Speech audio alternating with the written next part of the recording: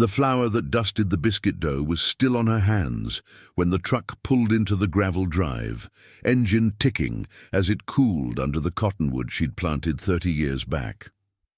Iris Caldwell stood on the porch, 71 years old, shoulders bent from decades carrying weight nobody else wanted to carry, and watched her younger brother climb out wearing boots she'd never seen before. He had a casserole dish wrapped in foil, and that smile he used when he wanted something. She didn't know yet what he wanted. She'd find out slow, the way you find out a cut's deeper than it looks only after the blood starts coming through. Iris had spent most of her life in that farmhouse outside Salina, Kansas, a place where the wind came hard across empty fields, and the nearest neighbor was a half-mile down a dirt road that turned to mud when it rained. Her husband Vernon had died 6 months back. Heart gave out one morning while he was checking fence line, and by the time she found him, the sun was already high and the crows had started circling. 48 years she'd been married to a man who measured his words like they cost money and spent them all telling her what she'd done wrong. The day he died, she stood in the kitchen for a long time, just listening to the quiet. It was the first time in her adult life she could hear herself think without somebody else's voice cutting through. She had the animals, 3 barn cats that showed up for milk every evening, a dozen chickens scratching in the dirt near the old machine shed, 2 goats she'd raised from kids when their mother rejected them, a dog named Rusty, 14 years old and half-blind, who slept on a blanket by the stove and followed her everywhere she went. They were her company. They were who she talked to when the walls pressed in too close. People had never been much good to her, but animals didn't lie. Before we continue, remember that this is still a small channel, and I could really use your support. Please like the video and subscribe. It's free, and it helps more than you know. Mitchell was 10 years younger, lived in Topeka with a wife and 3 grown daughters, who'd moved to different states and called twice a year. He'd always been the one people liked at first meeting, the kind of man who remembered your name and asked about your kids and made you feel like he cared. Iris had learned a long time ago that caring and acting like you cared were 2 different things, but she'd never said it out loud because he was family, and family was supposed to mean something even when it didn't. He started showing up the week after Vernon's funeral, brought groceries the first time, said he didn't want her driving into town alone, came back 3 days later with a toolbox, fixed the loose hinge on the storm door she'd been meaning to get to for months. By the 3rd week he was there twice a week, staying through dinner, using Vernon's truck to haul feed she hadn't asked him to haul. The neighbors saw him coming and going and said nice things about a brother taking care of his sister. Iris didn't say much. She made him coffee, fried him eggs, let him sit in Vernon's chair because it seemed easier than explaining why she wanted it left empty. The shift came so gradual she didn't notice it happening. Mitchell started talking different, not louder, just sharper. He'd look at the dishes in the sink and say, "You're forgetting things, Iris. That's the 3rd time this week." She'd look at the dishes and wonder if she had forgotten, because some days the hours blurred together and she couldn't remember if she'd eaten breakfast or just thought about it. He'd open the fridge and shake his head. "This milk's gone bad. You're not paying attention. If I wasn't here, you'd be drinking spoiled milk and wondering why your stomach hurt." She'd throw the milk out and feel ashamed, without knowing exactly why. Rusty died first. She found him by the water trough one morning, lying on his side with his legs stretched out stiff. His tongue was swollen, his gums were dark, and there was foam dried on his muzzle. Iris knelt beside him in the dirt and cried until her ribs hurt. Mitchell came by that afternoon and looked at the body. "Old dog," he said. "Happens." He helped her dig the hole out past the fence line. She didn't say what she was thinking, which was that Rusty had been fine the day before, eating his food, wagging his tail when she scratched his ears. 2 weeks later, One of the barn cats didn't show up for milk.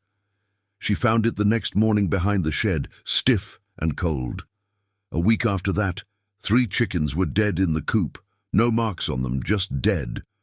Then one of the goats got sick, stopped eating, stood in the corner of the pen with her head down, and 2 days later, she was gone.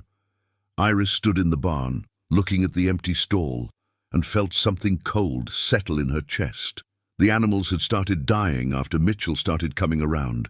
She pushed the thought away because it was ugly, and she didn't want it to be true. Mitchell showed up one Thursday with a man in a suit. He introduced him as a notary, said there was paperwork that needed signing, something about the property deed and taxes. "It's just a formality," Mitchell said. "Keeps everything clean with the county." Iris had never finished high school. She could read, but slow and legal words tangled up in her head like briars. The notary had a briefcase, smelled like cologne and printer ink, and he never looked at her directly. Mitchell stood beside her while the notary laid the papers out on the kitchen table. 6 pages, single-spaced, words like whereas and herein and irrevocable. "Right here," Mitchell said, pointing at a line. "This gives me power of attorney. Just means I can help with bills if you get confused." Iris hesitated. "What's that mean exactly?" The notary answered before Mitchell could. "It means your brother can make financial and legal decisions on your behalf. Standard estate planning protects you." Mitchell nodded. "See? Nothing complicated. Just keeping things simple." He pointed at another line. "And this one transfers the deed into a trust, tax purposes. Keeps the state from taking a bite when you're gone." Iris looked at the paper. The letters swam. "A trust? Is my name still on it?" Mitchell smiled. "It's a family trust. We're family. Sign here, here, and initial here." The notary pushed a pen into her hand. Iris tried to read the paragraphs above the signature lines, words like grantor and beneficiary and sole discretion. She got through 2 sentences before her eyes ached. "I don't understand all this." Mitchell's smile thinned. "That's why I brought someone who does. You trust me, don't you?" She looked up at him. He was her brother, her only living family besides the nieces she barely knew. Vernon was gone. The neighbors were polite strangers. She was alone, except for Mitchell. "I trust you." She signed. The notary witnessed, stamped, collected the papers. Mitchell walked him to the door, shook his hand, came back and poured himself coffee from her pot. "All done. You don't have to worry about any of this now." Iris sat at the table after he left, staring at the empty place where the papers had been. She'd signed her farm over to someone else. She knew that much. What she didn't know, wouldn't know until the lawyer she couldn't afford explained it months later in a courthouse she'd never see, was that the power of attorney was irrevocable, and the trust named Mitchell as sole trustee with no requirement to consult her, inform her, or distribute anything to her at all. She'd signed away 50 years in 10 minutes because the man she trusted had brought a stranger in a suit to make it look official. The conversation happened over supper a month later. Mitchell had brought fried chicken from the grocery store, set it out on the table with coleslaw and rolls. He ate slow, wiping his mouth with a paper napkin, then said, "I've been thinking. This place is too much for you. You're out here alone, no phone half the time, nearest hospital's 40 minutes. What if something happens?" Iris looked at him across the table. "I've been here 50 years. I know how to handle it." He shook his head, kept chewing. "You left the stove on last week. Linda saw it when she dropped off those groceries." Iris felt her face go hot. "I was just warming soup. I turned it off. Linda said the burner was still glowing when she got here. You'd gone outside." Iris tried to remember. Had she gone outside? She'd been scattering feed for the chickens, the ones that were left. Had the stove been on? "I don't remember that." Mitchell set his fork down. "That's the problem. You don't remember. What if there's a fire? What if you fall and nobody finds you for days?" He leaned forward. I talked to Linda, and we built a room for you. Attached to the house, your own space, close enough we can keep an eye on you. You'll have your own door, your own things. It's not a nursing home, it's family. She felt her throat tighten. I don't want to leave. He leaned back, folded his arms. You're not thinking straight. This isn't about what you want. It's about what's safe. I already put a deposit down on the contractor. The room's finished. You built it without asking me? I'm asking now. I'm telling you it's ready. His voice stayed level, but something underneath it had gone cold. You signed those papers last month. I'm your power of attorney. I'm responsible if something happens to you. If you stay here and fall, if you burn the place down, that's on me legally.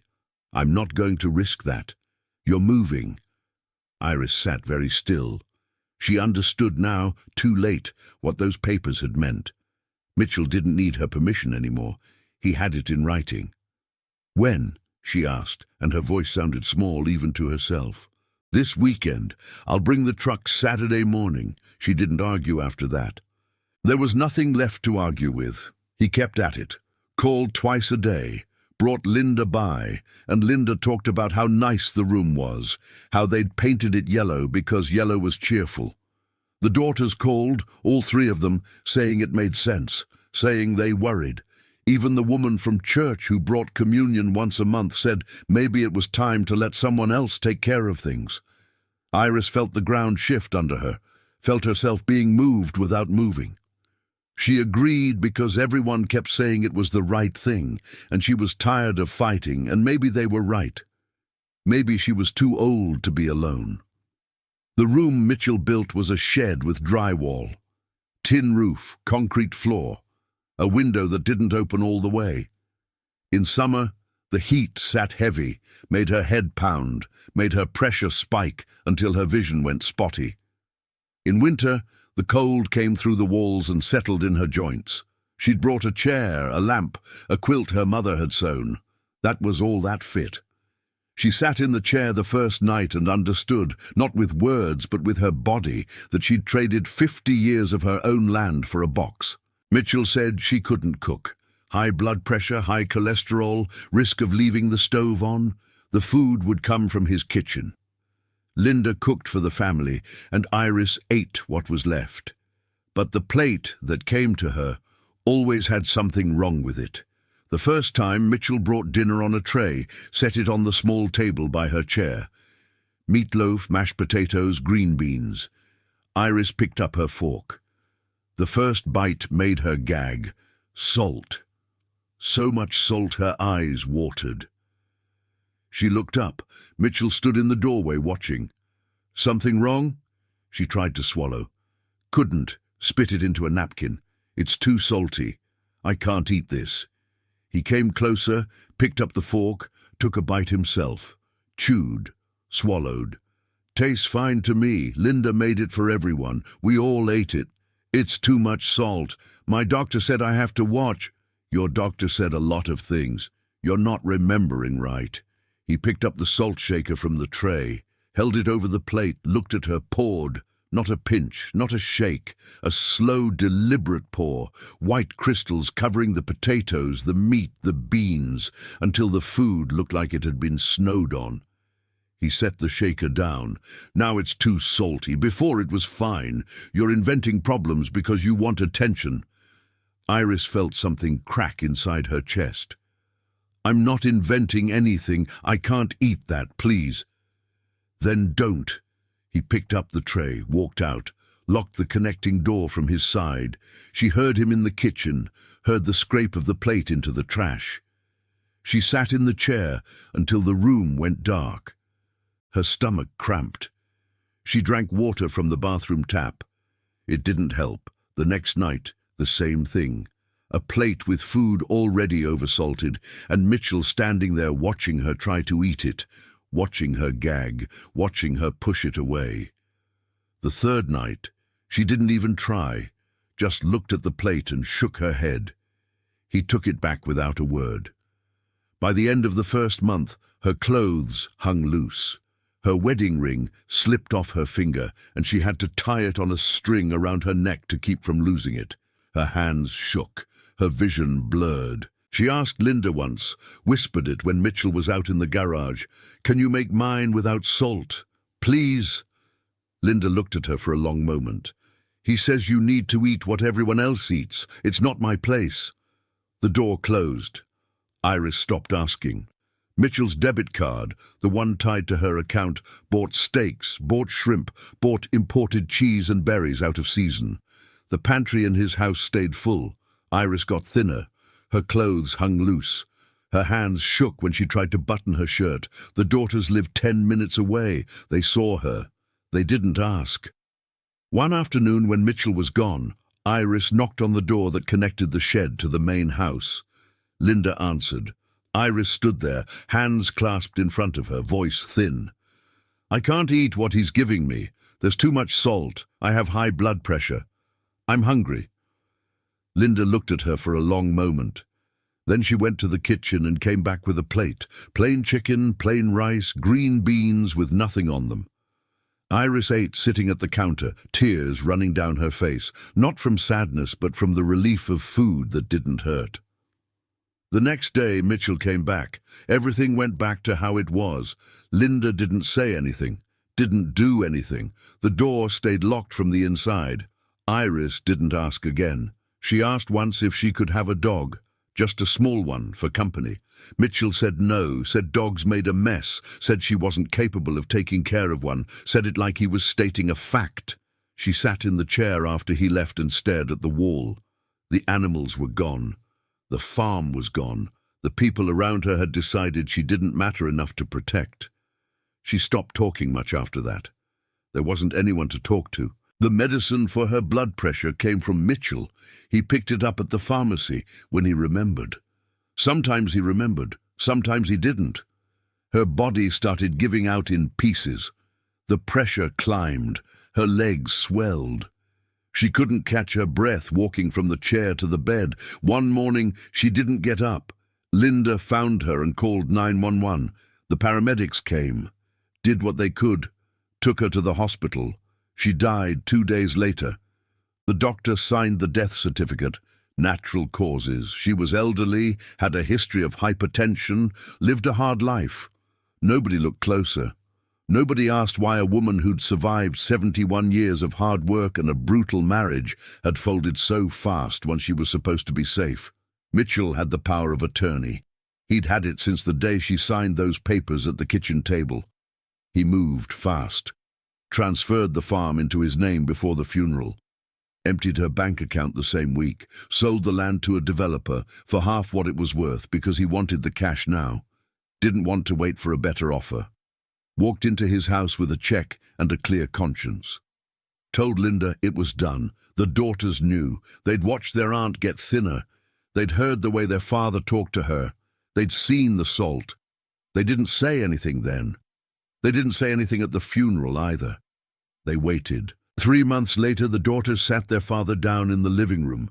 The oldest, the one who'd moved to Denver and worked in finance, did the talking. She had a folder. She put it on the coffee table between them. "We know what you did.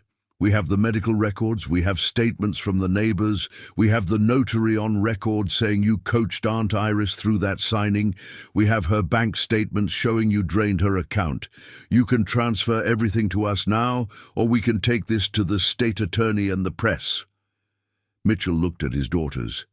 3 women he'd raised, who'd eaten at his table, who'd watched their aunt waste away in a shed and said nothing. He saw in their faces exactly what he'd taught them. That family was leverage. That power was something you took. That silence had value if you held it long enough. He'd taught them well. They'd learned. He signed.